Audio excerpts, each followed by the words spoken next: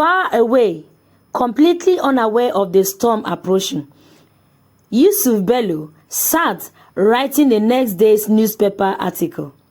He knew nothing about the arrangement, nothing about the proposal, nothing about the decision that might soon alter their both lives forever. The months following the breakup moved with painful slowness. Time itself had not changed. It never does. But without joy, each day seemed longer than the last. Aisha remained in Kano with her family. Her father's condition improved gradually, though recovery came at the pace of an elderly tortoise. Some days he spoke clearly and seemed almost like himself again. On other days, words failed him, and even simple conversations became difficult. Meanwhile, the hospital bills arrived with relentless consistency. Money disappeared almost as quickly as it came in. Savings dwindled. Borrowed funds followed. Even relatives who had once promised unwavering support began avoiding calls. Many people enjoy offering help until helping demands sacrifice. One evening, Aisha sat beside her father's hospital bed. He slept peacefully while machines hummed softly around him. The room carried the familiar scent of medicine. Across from her, her mother moved prayer beads slowly through her fingers. Both women looked exhausted, the kind of exhaustion that no amount of sleep could cure. Breaking the silence, Aisha asked, "Did the doctor say anything new?" Her mother shook her head. "He says recovery will take time." Aisha nodded. Time. Everyone seemed to have an endless supply of that word. Unfortunately, hospitals accepted money far more readily than time. Her mother studied her face carefully. "You have not been eating properly." "I am fine." "No." The old woman sighed. "You carry too many worries." Aisha looked away. If worries could be carried physically, she would have needed a truck. The marriage proposal still lingered over the family like a stubborn cloud. Nobody discussed it openly anymore, yet everyone thought about it, especially her. On paper, the offer solved nearly everything. It promised financial stability, medical assistance, and relief from burdens that seemed impossible to overcome. Yet, something about it felt fundamentally wrong. Marriage was supposed to begin with choice. Eventually, she gathered enough courage to speak to Yusuf directly. They met beneath a tree outside the NGO office, the same place where they had shared countless conversations throughout the service year. Yusuf listened quietly as she explained everything: the proposal, the conditions attached to it, the pressure from her family, and the expectations that came with it. When she finished, his eyes widened. For several moments, he simply stared at her. Then he laughed. Not because anything was funny, but because shock sometimes arrives disguised as laughter. "My uncle did what?" Aisha nodded. "He claims he was helping." Yusuf rubbed his forehead. "This family will be the end of me.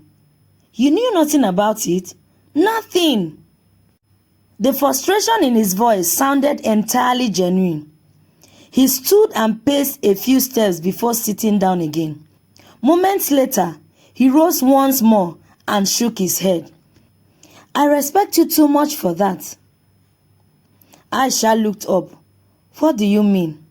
"I mean, nobody should be forced into a marriage because they need help." The words settled gently between them. Simple words, honest words. For the first time in weeks, Aisha felt something loosen inside her chest. Her problems had not disappeared, but one burden had finally been lifted. Yusuf offered a sad smile. "You deserve better than being treated like a business agreement." Aisha smiled in return. "So do you." Their friendship survived this conversation. If anything, it grew stronger, not because romance blossomed between them, but because mutual respect remained intact. Far away in Ogbogo, Timi was approaching the final months of his service year with regret of his own. His relationship with Sandra never developed beyond friendship. Both of them understood almost immediately that a kiss had been nothing more than a mistake born of loneliness. The awkwardness lingered for a few weeks, but eventually life settled back into its normal rhythm. Even so, Aisha never truly left his thoughts. He thought about her while teaching. He thought about her during community projects. He thought about her while sitting beneath the evening sky after a long, exhausting day. The memories appeared without invitation. Her laughter, her stubbornness, the way she could turn the smallest disagreement into a passionate argument. Most of all, he remembered how fiercely she believed people could become better than they were. One evening, Timi sat outside his lodge watching the last traces of daylight fade when his phone rang. The number belonged to Emeka. "Timi, Emeka, you sound miserable." "Guy, I'm alive." That was not my question. Despite himself, Timi laughed. Emeka had always possessed the rare ability to irritate people while helping them at the same time. "What do you want?" "I heard about Aisha's father." The laughter vanished immediately. "What happened?" Emeka explained everything: the illness, the mounting financial struggles, and the pressure weighing heavily on her family. With every detail, Timi felt another stone settled inside his chest. When the call ended, he remained seated long after darkness had swallowed the village. He sat in silence, thinking, remembering, and regretting.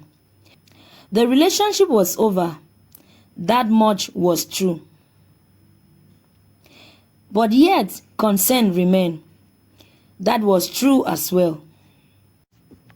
Over the following weeks, he threw himself into finding help, using all university contacts, former classmates, and friends from service. He searched for anyone who might be able to assist. At first, his effort produced very little. Then, gradually, doors began to open. A lecturer connected him with a foundation. A former classmate introduced him to a medical charity. Another friend helped arrange discounted treatment. None of the victories solved everything, but together they began to make a difference. During the process, Timi learned something unexpected, something that completely changed his opinion of Yusuf. The journalist had rejected the proposed marriage immediately, not privately, but publicly, firmly, and without hesitation. The revelation surprised him. For months, he had imagined Yusuf as a rival, but now he saw a different picture, a decent man caught in circumstances he had never created. Life often becomes clearer once jealousy leaves the room. Soon, the service year entered its final weeks. The passing out parade approached, and corps members across the country began preparing to close a chapter that had changed them in ways they never expected. Group chats became lively again.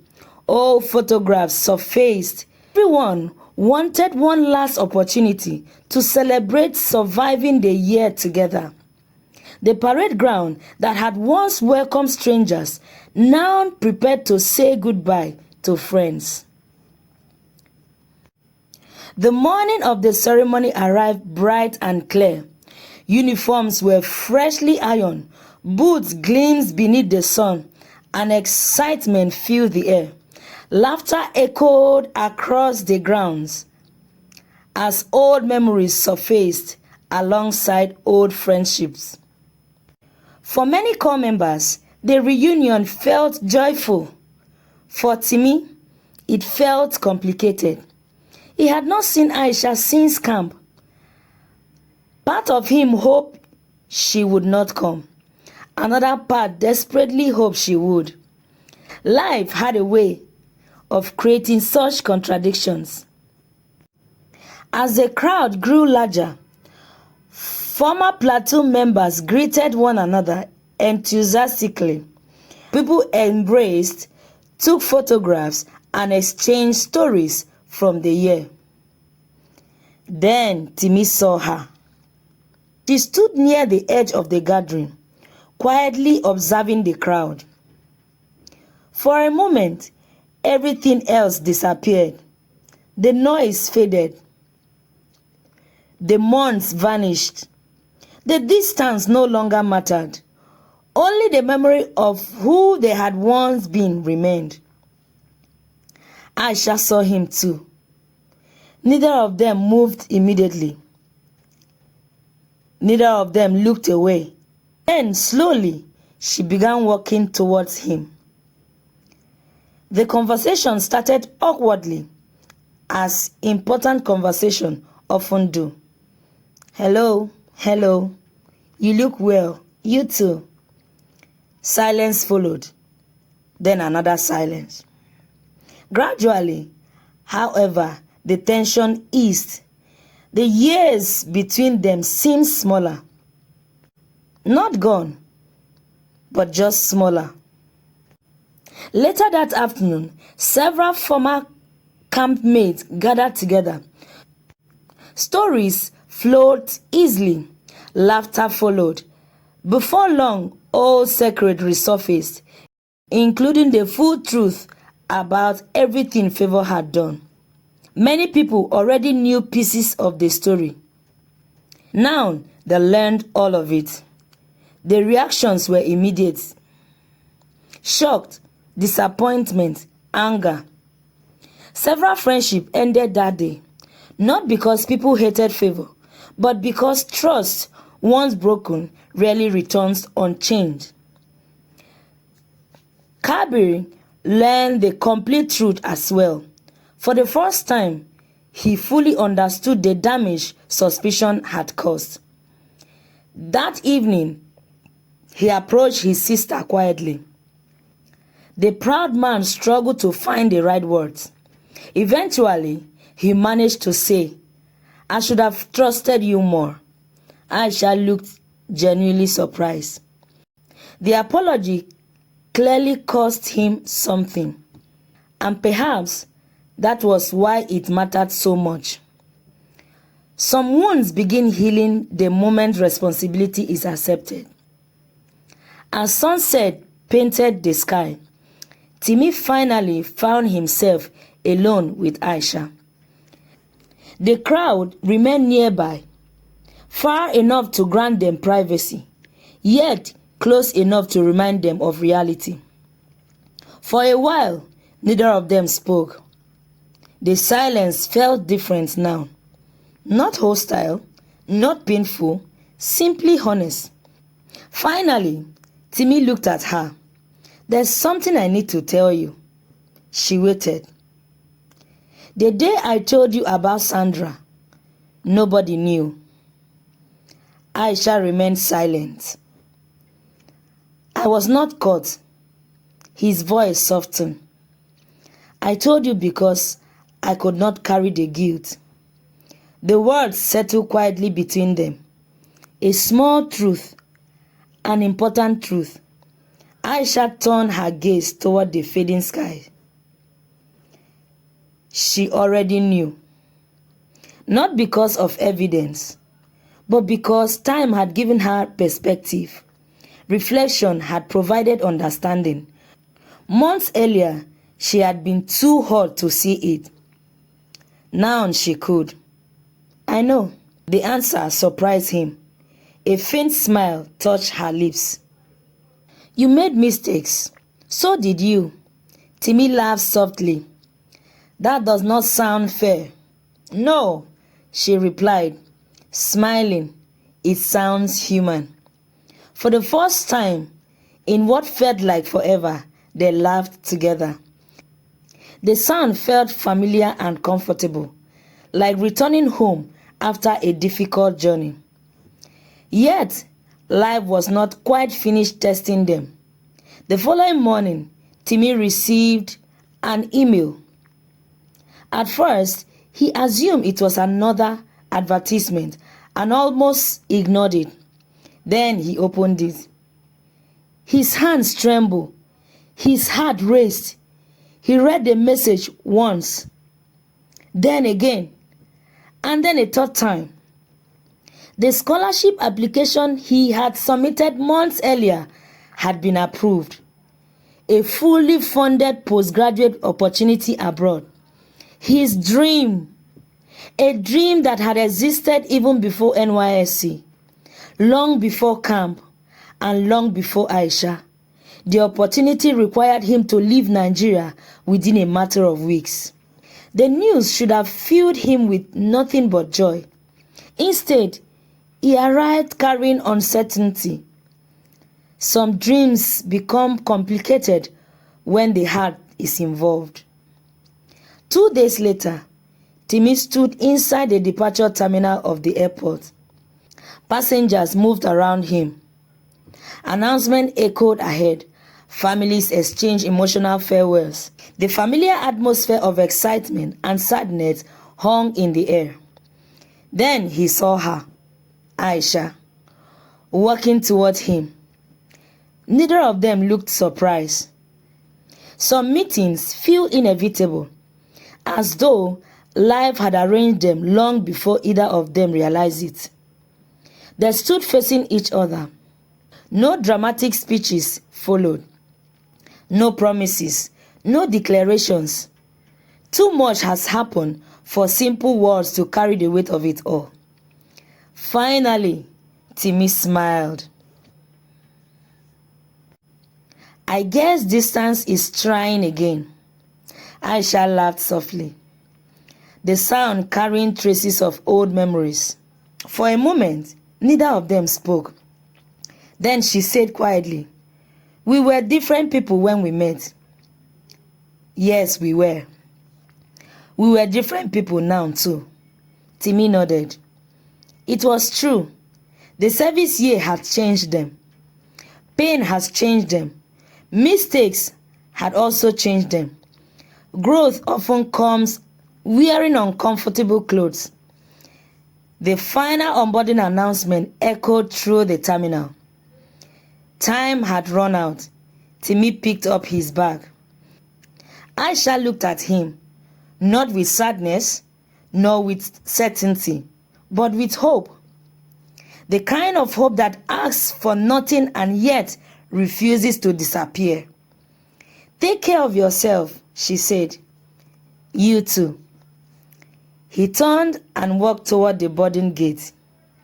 After several steps, his phone vibrated. It was a message. He opened it. The sender was Aisha. Only one sentence appeared on the screen. Maybe distance did not break us. A second message followed. Maybe it taught us whether we were brave enough to find our way back. A smile spread across Timi's face. Then he continued forward. Not away from her, not toward her, simply forward. Toward whatever waited beyond the horizon. Because life rarely ends with certainty. It ends with possibility. And sometimes, possibility is enough. Thank you so much for watching till the end. This really means a lot. I hope you've learned one or two things from this story. Most times, God does not just send people our way because he wants us to get married to them. God usually sends people our way to teach us patience, to teach us love, to teach us how to deal with people. God brings people our way to help us grow in ways that we cannot imagine. Now, one last question. What is it that you have learned from this story? Please, kindly put it on the comment section. Help us like and subscribe to this channel.